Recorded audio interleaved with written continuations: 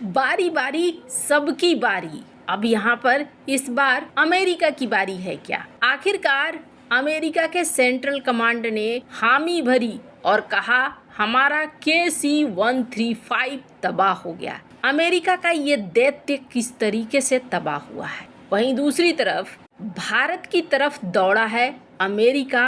Sergio गौर का बड़ा बयान भी निकलकर सामने आया है, वो भी ऐसे मौके में जब पाकिस्तान के साथ उसके मंसूबे पूरे होते हुए नहीं दिख रहे हैं। जियोपॉलिटिक्स में बहुत कुछ चल रहा है। हमेशा की तरह वर्ल्ड मिरर के इस एपिसोड में जानने को मिलेगा बहुत कुछ। आइए जानते हैं इन खबरों को विस्तार से। ईरान के साथ जो युद्ध चल रहा है, इसमें अमेरिका को भी झटके लग रहे हैं और ईरान को भी झटके लग रहे हैं। हालांकि मैं आपको बता दूं, कोई भी युद्ध होता है तो ऐसा कभी नहीं होता है कि सिर्फ एक तरफा ही हो। दोनों ही तरफ कुछ न कुछ नुकसान होता है। जिसे ज्यादा नुकसान होता है, जो युद्ध को कंटिन्यू नहीं कर पाता है, वो हार जाता है। जिसे कम नुकसान होता है और जो युद्ध को कंटिन्यू कर पाता है, वही जीतता है आखिर में। यहाँ डोनाल्ड ट्रंप, आपको याद होगा, न जाने कितनी बार उन्होंने पहले 1 से शुरू किया, फिर 2, फिर 3, फिर 4, फिर 7, यहाँ तक कि अब कहा जाने लगा कि 11 तक कथित तौर पर आंकड़े पहुंच जाएंगे, जहां डोनाल्ड ट्रंप बार बार कहते हुए सुने गए इतने नए नए फाइटर जेट गिर गए। ये ऑपरेशन सिंदूर को लेकर डोनाल्ड ट्रंप ने न जाने कितनी बार कहा था। हालांकि उन्होंने साफ नहीं किया था कि ये भारत के गिर गए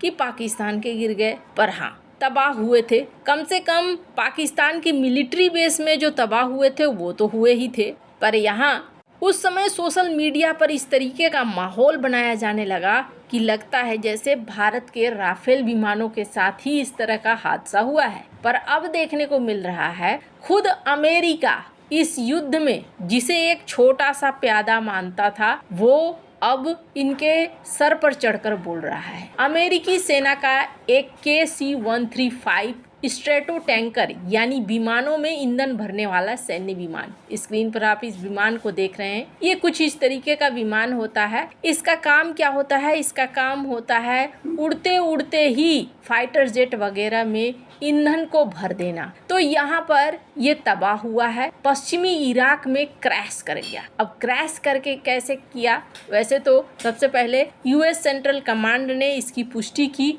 और कहा कि हाँ, ये हादसा हुआ है। ये हादसा ऑपरेशन इपिक फ्यूरी के दौरान हुआ है, जो अमेरिका ने 28 फरवरी को ईरान के खिलाफ शुरू किया था।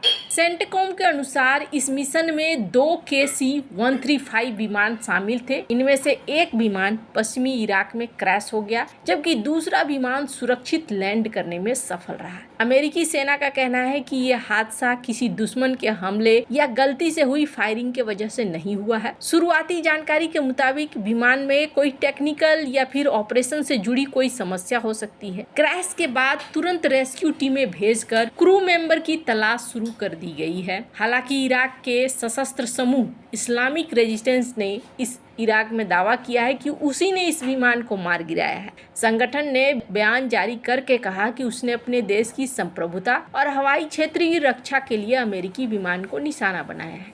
हवाई युद्ध में बेहद अहम होता है KC-135। इसके बगैर आधुनिक हवाई युद्ध बेकार है। इसका मुख्य काम फाइटर जेट और बॉम्बर्स विमानों को हवा में ही ईंधन देना है। इससे लड़ाकू विमान लंबे समय तक आसमान में रह सकते हैं और अपने बेस से काफी दूर जाकर भी हमले कर सकते हैं। ऐसे मिशन में कई विमानों के बीच बेहद सटीक तालमेल और कठिन उड़ान संचालन की जरूरत होती है, खासकर युद्ध के समय जब ऑपरेशन लगातार चलते रहता है। इस हादसे के बाद ईरान के साथ युद्ध शुरू होने के बाद अब तक अमेरिका के 4 सैन्य विमान नष्ट हो चुके हैं। हालांकि अब जो ये ताजा घटनाक्रम है, ऐसा लग रहा है जैसे टेक्निकल दुर्घटना है, लेकिन पहले हुए नुकसान कहीं ज्यादा नाटकीय हालत में हुए थे। युद्ध के शुरुआती दिनों में अमेरिका के 3 F-15E स्ट्राइक ईगल लड़ाकू विमान कुवैत के ऊपर गिर गए थे। ये विमान भी ऑपरेशन इपिक फ्यूरी के शुरुआती ऑपरेशन का हिस्सा थे। उस समय इलाके में भारी हवाई गतिविधि चल रही थी। इसी दौरान कुवैत की एयर डिफेंस सिस्टम ने गलती से इन अमेरिकी विमानों को दुश्मन का विमान समझ लिया।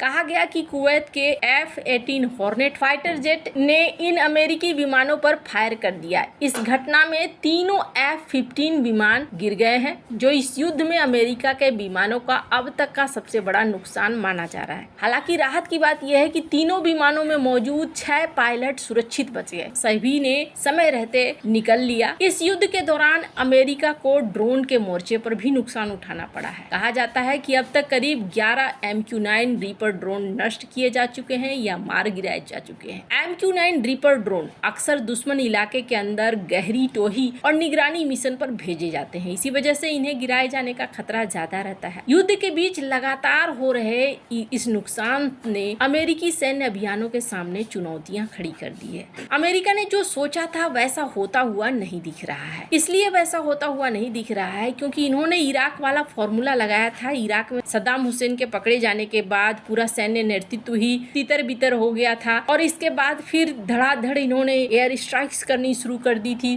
तो फिर इराक खड़ा नहीं हो पाया था। लेकिन ईरान के साथ क्या है ना, ईरान ने मोजेक पद्धति का इस्तेमाल किया है, मतलब कि छोटे छोटे ग्रुप, और उन ग्रुपों को पूरी छूट है कि वो अपना निर्णय खुद से ले सकते हैं कि उन्हें कहां कैसे हमला करना है। और यही वजह है कि लीडरशिप समाप्त होने के बाद भी अब तक इस युद्ध को समाप्त नहीं किया जा सका है, या फिर यूं कहें, ट्रंप तो कहते हैं कि हमें जो चाहिए था वो मिल गया है, लेकिन ये अभी मिला नहीं है। अब रही बात, ये युद्ध समाप्त होते होते भारत की तरफ बहुत सारे देश दौड़ रहे हैं, ये हमने देखा भी। अब अमेरिका भी भारत की तरफ बहुत ज्यादा जा रहा है। भारत में अमेरिका के राजदूत हैं सर्जियो गोर, इन्होंने एक बड़ी घोषणा की है। उन्होंने कहा है कि अमेरिका और भारत जल्द ही पैक्स सिलिका को लेकर एक बड़ा ऐलान कर सकते हैं अगले कुछ महीनों में। इसके बाद इन्होंने ये भी कहा कि भारत और अमेरिका का रिश्ता बहुत हाई पर है। डोनाल्ड ट्रंप और पीएम मोदी तब भी दोस्त थे जब डोनाल्ड ट्रंप राष्ट्रपति नहीं थे। दोनों की दोस्ती बहुत पक्की वाली दोस्ती है। दोनों में अब आगे जाकर कई समझौते होंगे, जिसमें कहा गया कि सर्जियो गोर चाहते हैं भारत के अंदर MRO फैसिलिटी हो, इंजन के निर्माण करने की बात हो, और भी कई सेक्टर हो जिनमें ये आगे बढ़े। अब आप एक चीज देख रहे हैं, डिफेंस के सेक्टर में अमेरिका चाहता है कि भारत के साथ कोलैबोरेशन हो, क्रिटिकल मिनरल्स के क्षेत्र में चाहता है कोलैबोरेशन हो। ये तो होना ही था। वैसे आपको बता दूं, एक बार फिर से इन्होंने कहा कि हम क्वाड को रिवाइव करेंगे, हम फिर से इसे चालू करेंगे। हालांकि ईरान युद्ध के बाद अमेरिका के ऊपर जो असर पड़ा है, शायद अमेरिका को बहुत सारी बातें अब समझ में आनी शुरू हो गई होंगी कि साउथ एशिया का खेल उतना आसान नहीं है जितना आसान खेल वेनेजुएला का रहा है। वेनेजुएला और साउथ एशिया में अंतर है, और ईरान जिस मोड में चल रहा है,